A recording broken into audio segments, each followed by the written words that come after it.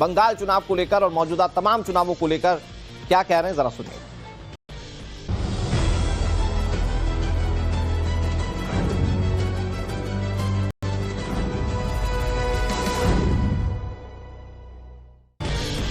एक बार डीएमके के साथियों को मालूम होना चाहिए, देश भर में भारतीय जनता पार्टी की सभी राज्यों में सरकार नहीं। हम नॉर्थ ईस्ट में पहले विकास किए, बाद में हमारी सरकार बनी। केरल में हम मेट्रो के योजनाओं को लेके चले गए, उन्हीं के बगल में उनकी ही शागिर्द की सरकार है। हमने सरकार के आधार पर डेवलपमेंट नहीं देखा है।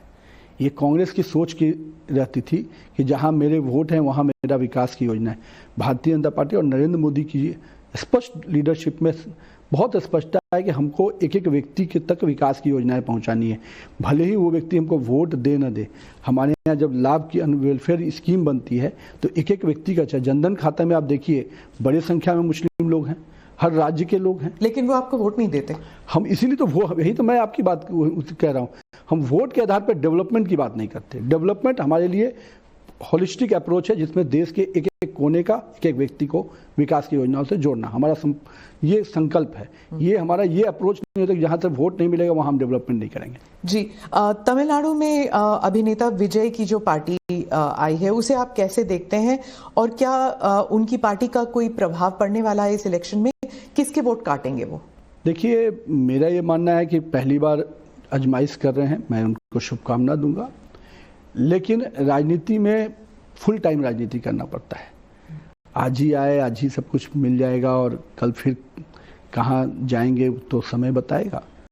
मेरा ये मानना है कि अभी विजय जी के बारे में कुछ भी कहना बहुत जल्दीबाजी होगी, लेकिन ग्लैमर एक स्थान है जो मोबिलाइज भी करता है, लोगों को जोड़ता भी है, लेकिन उसमें स्थायित्व तब आता है जब वो उस पिच पे समय बिताता है। तो कितना समय बिता पाएंगे इस पर सब कुछ निर्भर करेगा। आपने प्रयत्न किया था अपनी अलायंस में लाने के लिए? देखिए, हम लोग क्यों प्रयत्न करेंगे, हमारा एआईडीएमके के साथ अलायंस है, हम उसके साथ ऑलरेडी अपने वर्किंग कम्बिनेशन में हैं। उनको आवश्यकता होती तो बात करते हैं, हमें तो उनके अभी से हमारा अपना अलायंस अपना वर्किंग में है। नितिन जी, आप अध्यक्ष हैं इसलिए मैं पूछूंगी आपसे कि कोर स्ट्रेंथ क्या है आपकी पार्टी में, खासकर इन चुनावों को लेकर? क्या बूथ लेवल कार्यकर्ता का काम या फिर नेतृत्व का काम? देखिए, BJP is all sort of combination. आज के डेट में आज हमारा बूथ, देश में 11 लाख करीब बूथ हैं, हर बूथ पे हमारा बूथ अध्यक्ष होना, BLA 2 होना, ये हमारी स्ट्रेंथ है। और निश्चित रूप से हमारे लीडरशिप का इम्पैक्ट है कि आज हमारे जहां हमारे नहीं भी संगठन का स्ट्रक्चर बढ़ा था, आज हमारे लीडरशिप की वर्किंग के कारण हर बूथ पे हमारा स्ट्रक्चर खड़ा हुआ है। और हम अगर 14 करोड़ की पार्टी कहते हैं तो कहीं ना कहीं हम स्ट्रक्चरल भी अपने आप को उतना मजबूत किया है। और यही कारण है कि बूथ से लेकर शक्ति केंद्र मंडल, ये हमारे पूरे, जहां हमारी सरकारें नहीं भी हैं, आप केरल जाइए, केरल के एक एक मंडल के लोगों से आप मिलेंगे तो आपको लगेगा कि वो इतने रूटेड होकर काम कर रहे हैं। हमारे कार्यकर्ता तो विचार के लिए काम करते हैं और कहीं ना कहीं वो विचार और सिद्धांत आज एक एक इलाके में हमारे नेतृत्व के कारण पहुंच चुका है। तो मैं मानता हूं कि दोनों का एक बहुत ही डेडली कॉम्बिनेशन है, और जहां एक लीडरशिप जिससे लोगों की उम्मीद होती है, वहीं कैडर जिस चीज़ों को नीचे तक उतारता है, और दोनों का जोड़ी ही है जो आज भारतीय जनता पार्टी का ये स्वरूप आप देख रहे हैं। काडर की बात करें तो वेस्ट बंगाल में पिछली बारी काडर पर बहुत अटैक्स हुए थे और डर भी लगा था। काडर के लोग घर में छुप गए थे चुनावों के बाद, और इन चुनावों में डर रहे थे बाहर निकलने के लिए। इस बार क्या कुछ अलग दिख रहा है आपको? आप ये चीज़ को देखिए कि हमारे कैडर ने कितना सैक्रिफाइस किया है। मैं अभी केरल के कुछ परिवारों से मिला, करीब 68 परिवारों के साथ बैठना हुआ। किसी ने अपना भाई खोया है, किसी ने अपना पति खोया है। राजनीतिक रंजिश की बात, मैं वैसे परिवारों की बात कर रहा हूँ।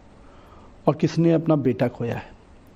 वो परिवार भी आज जब बैठा था तो उसके अंदर जो भावना थी कि नहीं, भाजपा अपने सही रास्ते पे विचार के साथ काम कर रही है, अपना खोने के बावजूद भी आज भी वो भाजपा के समर्थन में है और भाजपा के साथ चाहते हैं कि भाजपा और आगे बढ़े।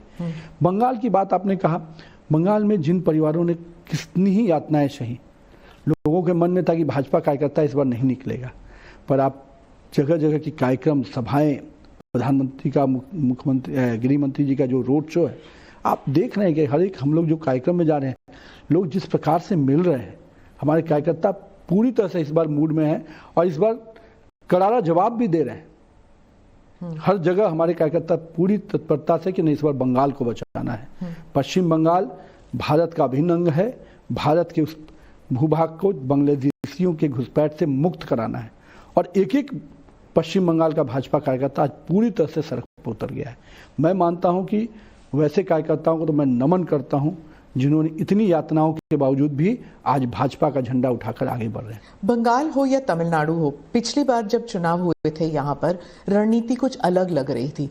आप लोग स्टालिन के परिवार को और अटैक कर रहे थे, ममता दीदी को अटैक कर रहे थे, लेकिन इस बार ना दीदी और दीदी का नारा सुनाई दे रहा है, ना स्टालिन पर इतने अटैक हो रहे हैं। परिवारवाद का जो आप क्रिटिसिज्म करते हैं, जो हमने बिहार में देखा कि लालू जी के खिलाफ या तेजस्वी के खिलाफ जो आप कह रहे थे, उस किस्म के जो परिवारवाद का जो एक्यूजेशन होता था बिहार में, वो हमने ना तो इस बार तमिलनाडु में देखा है, ना हमने बंगाल में देखा है। देखिए, बंगाल में दीदी के सरकार में जो पूरा ऑपरेट कर रहे हैं वो कौन है?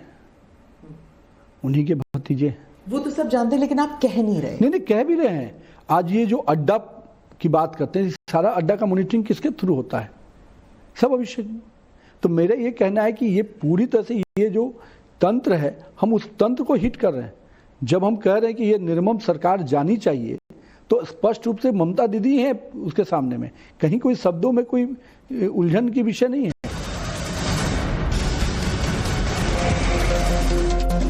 और इस वक्त एक बड़ी खबर आपको बता